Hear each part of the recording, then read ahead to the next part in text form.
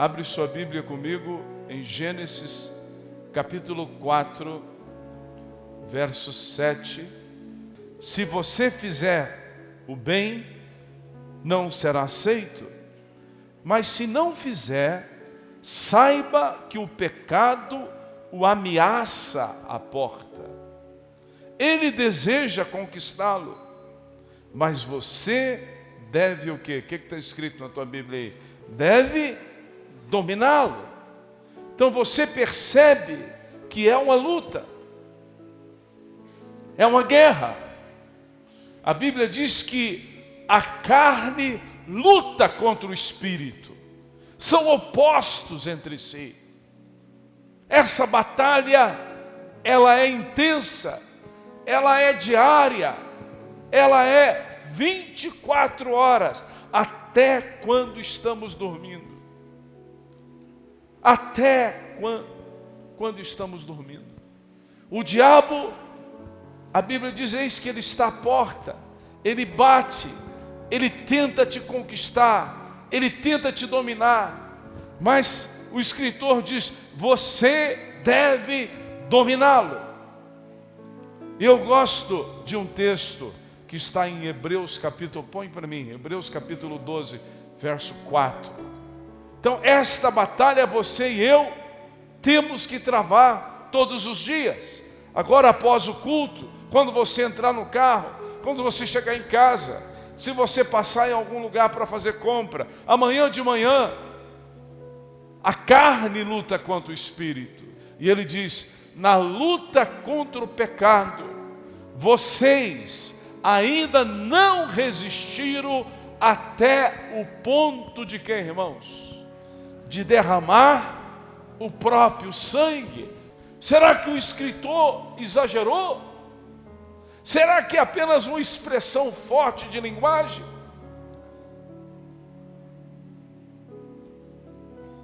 O escritor de Hebreus, ungido pelo Espírito Santo, ele está nos dando limite de resistência. Ele usou o exemplo de Jesus no texto e diz, na luta contra o pecado, não está falando de Cristo, fala vocês ainda não o quê? Resistiram até o ponto de derramar o próprio sangue. O próprio sangue. Então esta luta, esta batalha entre a carne e o espírito é todos os dias. Abre a Bíblia comigo no livro de Gálatas, capítulo 4. Gálatas é no Novo Testamento, antes de Efésios, capítulo 4, depois de Coríntios. Capítulo 4, verso 16. Gálatas 4,16. Por isso vos digo, vivam pelo Espírito, letra grande, Espírito Santo, vivam pelo Espírito e de modo nenhum satisfarão os desejos da carne. Qual é o segredo? Viver através de quem? Do Espírito. Aí ele continua dizendo, pois a carne deseja o que é contrário ao Espírito, o Espírito que é contrário à carne, eles estão em conflito um com o outro, de modo que vocês não fazem o que desejam. Mas se vocês são guiados pelo Espírito, não estão debaixo da lei. Ora, as obras da carne são imoralidade sexual, impureza, libertinagem. Aí no final do verso 20, ele diz assim, orgias e coisas semelhantes. Então o primeiro aspecto de pecado é o pecado moral. Essa luta nós vivemos. Você entra na internet, está lá a imoralidade. Você ouve uma música, está lá a imoralidade. Você liga a televisão, está lá a imoralidade. Você pega a leitura de um livro, no meio da história, está lá a imoralidade. Você De repente vai assistir um filme, você fala, vou só separar o que é bom, e se você fizer aí o pacote todo do filme por porcentagem, você separa 30 e joga fora 70. A imoralidade bate na porta do coração do homem, porque nós estamos vivendo nos últimos dias. Mas Paulo diz, fujam das paixões, tome uma posição.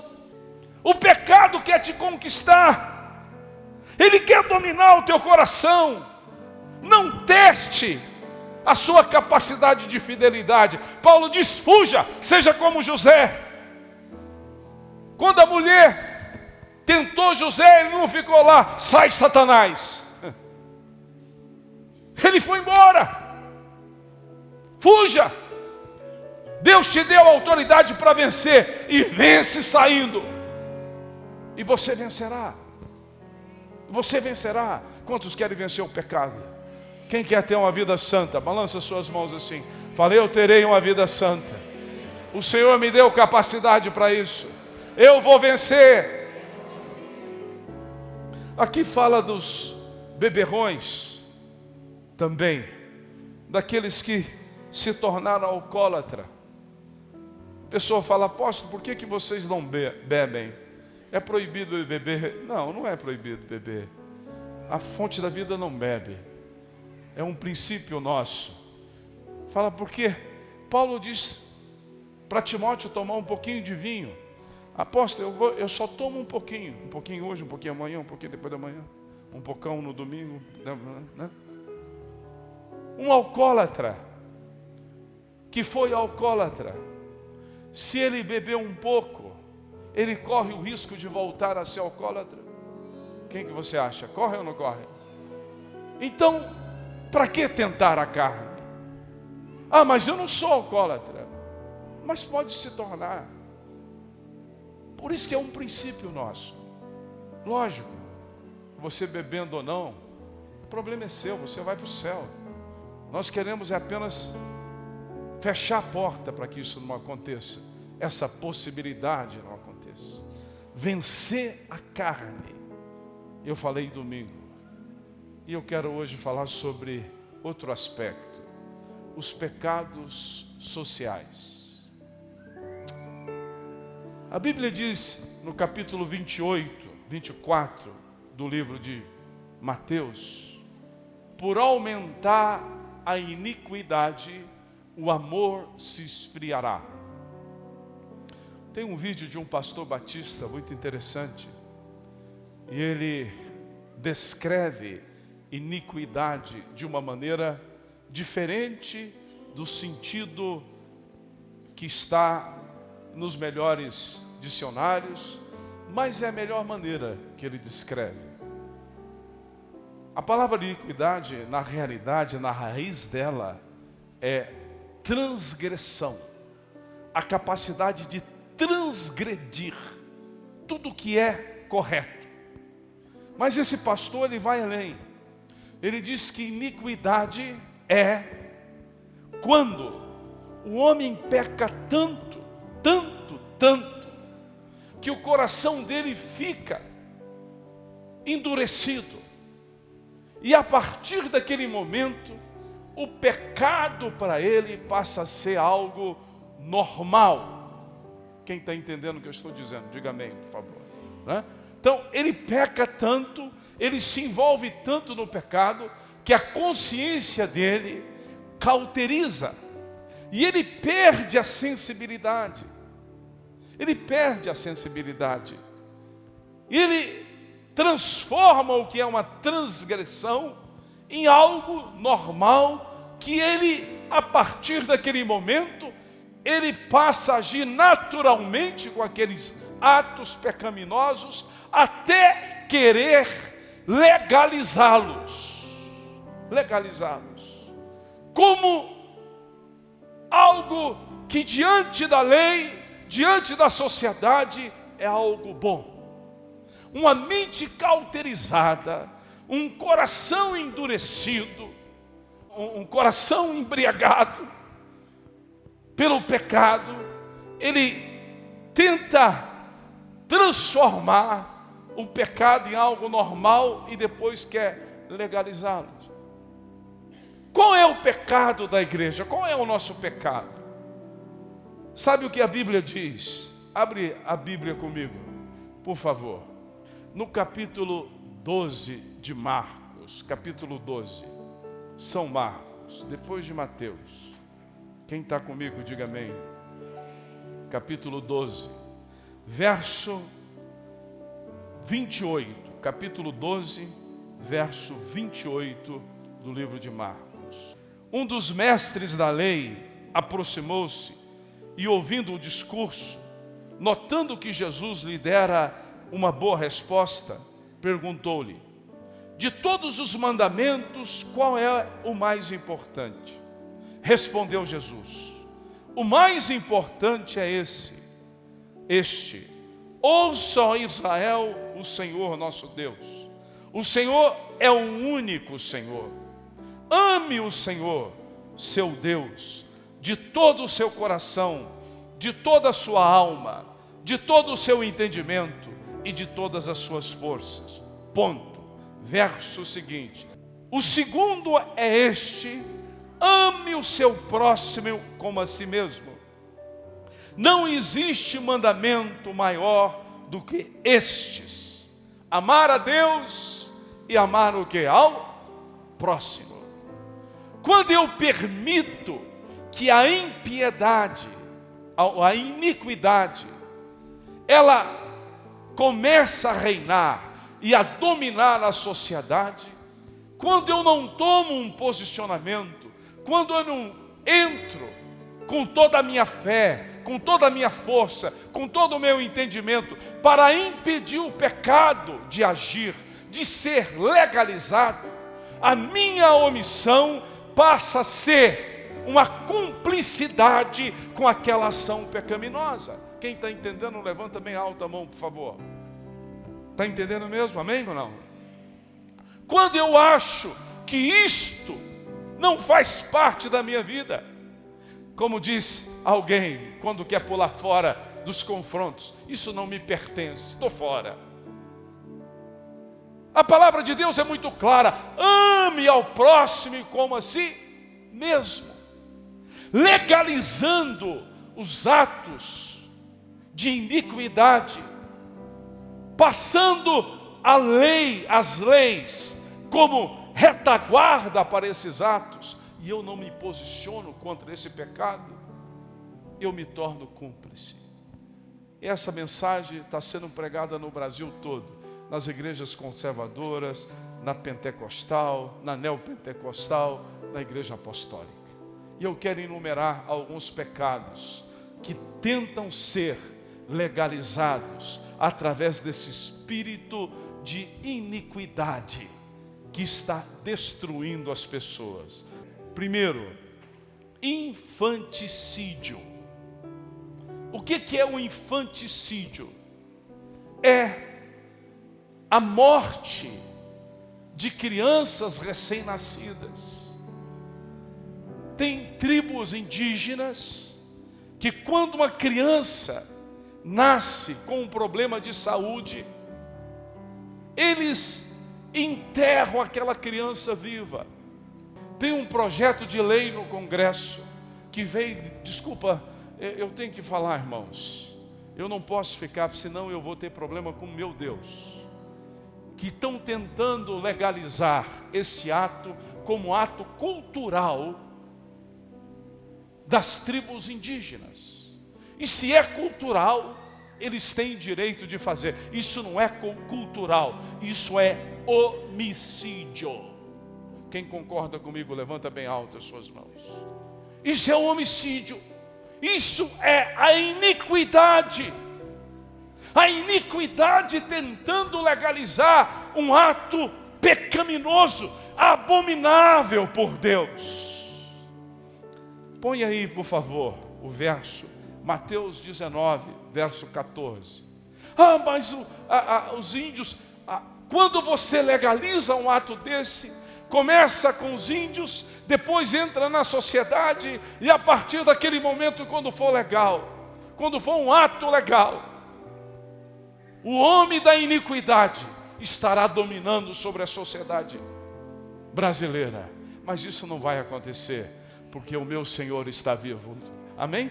Quem crê que Jesus vai brecar tudo isso aí? Levanta bem alto as suas mãos. Fala: o meu Senhor, Deus Todo-Poderoso, ama as crianças. Está escrito aqui. Então disse Jesus: deixa vir a minhas crianças, não impeças, pois o reino dos céus pertence aos que são semelhantes a elas. Quando mata uma criancinha, você está destruindo a obra-prima de Deus. Isto não é cultural, isto tem que ser punido como um crime. Amém ou não? O segundo pecado que a iniquidade está tentando projetar hoje com uma força muito grande, e a desculpa é que todo o sistema de saúde, principalmente dos países de terceiro mundo, é um sistema de saúde muito ruim. Então tem que legalizar o aborto. Irmão, tem que legalizar o aborto.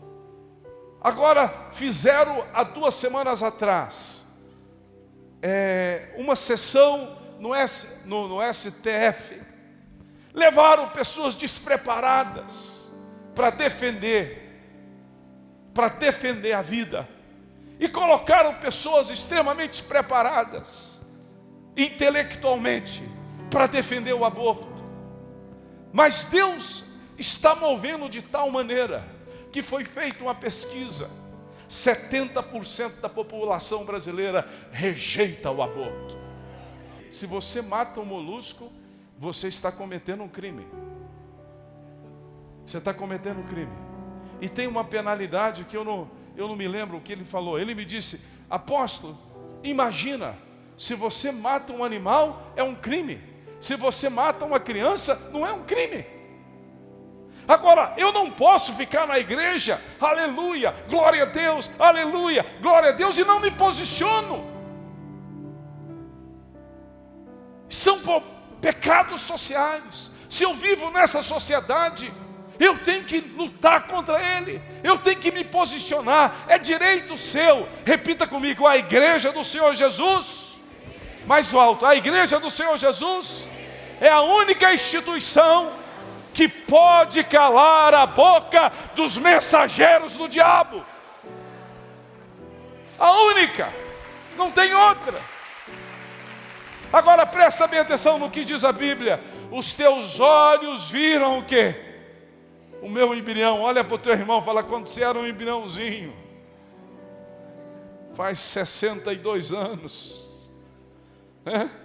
A Bíblia diz: os olhos de Deus já te olhavam. E os olhos de Deus te olhando, porque você já era vida. E a palavra diz assim: todos os dias determinados para mim foram escritos no teu livro, antes de qualquer deles existir. Levanta suas mãos e fala: ouça, Satanás, você não pode impedir o que Deus determinou a meu respeito. Todos os dias vão cumprir, em nome de Jesus. Então ouça, querido e querida irmã, quando você concorda com o aborto, quando você diz: esse problema não me pertence, você está contribuindo para que o diabo use alguém para tentar destruir o que Deus determinou sobre aquela vida. Estão entendendo?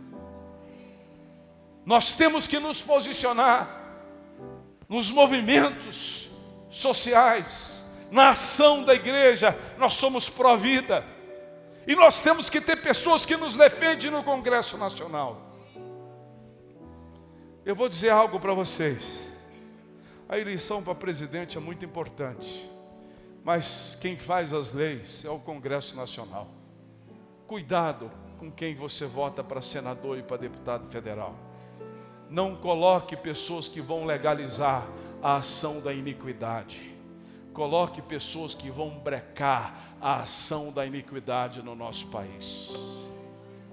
Tome cuidado. Nós não podemos deixar que isto aconteça diante dos nossos olhos, sem que tomemos uma posição, sem que possamos agir de uma maneira séria e dizer: nós não aceitamos isso. Por causa disso, Deus os entregou às paixões vergonhosas, e até as mulheres trocaram suas relações sexuais naturais por outras, contrário, não está falando nem de Deus, está falando contrário o que? A natureza. Verso seguinte: da mesma forma, os homens também abandonaram as relações naturais com as mulheres e se inflamaram de paixões uns pelos outros. Começaram a cometer atos, o que, gente? Indecentes, homens com homens, e receberam em si mesmo o castigo merecido pela sua, o quê? Fale alto, por favor. Pela sua perversão. E o mesmo texto diz: eles adoraram a criatura em lugar do Criador. Querem fazer a vontade da criatura e não do Criador. Querem legalizar o casamento de pessoas do mesmo sexo. Isto é a iniquidade agindo. Olha para o teu irmão, fala: você tem responsabilidade para brecar isso.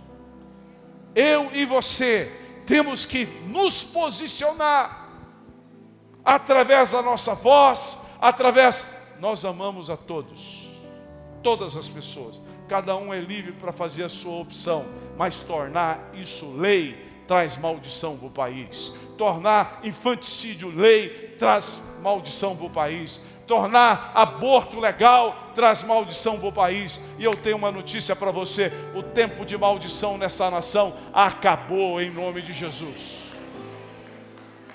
Deus vai começar um novo tempo. Deus vai começar um novo momento. Outro aspecto, outro pecado, a ideologia de gênero. Põe, por favor, Gênesis capítulo 1, verso 27. O que é o aspecto mais forte da ideologia de gênero? Você nasce e você define se você vai ser homem ou mulher. Você vai definir o que você é. Sabe o que aconteceu aqui em Goiânia com uma pessoa da igreja? O menino dela ouviu uma frase da professora, porque o menino é criança brinca, a professora virou para ele: professora, você é homossexual. Ele tem 8 anos de idade, você aceite isso? Ela procurou a Rúbia falou: processa a professora, não aceite isso, essa ideologia é satânica. A palavra de Deus é claro: criou Deus o homem à sua imagem, imagem de Deus o criou, homem e o que? Mulher, ponto final. Deus vai restaurar a feminilidade e Deus vai restaurar a masculinidade. Quem crê nisso, levanta as suas mãos. A mulher não é menor do que o homem. Se você entrar no meu canal, você vai ver uma matéria que eu gravei, dizendo que é injusto a mulher ganhar menos do que o homem. As pessoas não devem ganhar por se é homem ou mulher, mas por mérito. Se ela tem capacidade e trabalha, quer o seu salário seja o melhor possível. O país não deve ser um país machista. Deus não é machista. Deus criou a mulher para ser auxiliadora do homem, não melhor. Mas está lá na palavra que o homem é o cabeça. Muito simples. Porque a mulher foi mais suscetível à serpente. Foi ela que tomou o primeiro passo para ser enganada. Mas o marmanjão atrás também foi. Aí Deus, para proteger o mundo espiritual, disse: o marido, não o homem, o marido está sobre a mulher. Aqui são todos iguais, até casar. Então você que é solteira, gosta de mandar, pense bem. Estão entendendo, amém ou não? Ser contra, quem é contra a ideologia de gênero? Levanta a sua mão esquerda. Nós precisamos, sua esquerda, do coração, fala, nós precisamos ter pessoas que nos defendem no Congresso Nacional. Nós somos contra. Deus criou homem e mulher. Que nós temos que nos posicionar. Mas deixa eu falar mais 5 minutinhos, posso falar? Senão eu estou engasgado aqui. Eu vou falar por quê. Põe, por favor, Mateus capítulo 18, verso 6. Mas se alguém fizer cair no pecado um desses pequeninos, que crê em mim. Ele está falando de criança. Irmão, aonde a iniquidade está chegando? Pedofilia. 1 João capítulo 5, verso 19 a 20, diz, tem pecados pelos quais eu vos digo, nem ore por eles. Nem ore por eles. Então já começaram a semear algo, e nós temos que nos levantar e defender as crianças. Quem não quer pecar socialmente, levanta bem alto as suas mãos. Quem crê que um pedófilo é um mensageiro do diabo, levanta suas mãos e ore comigo. Fala, Senhor Jesus, que todo pedófilo que tem abusado de criança seja punido por Ti, Senhor, em nome de Jesus, e protege as crianças, guarde as crianças, em nome de Jesus.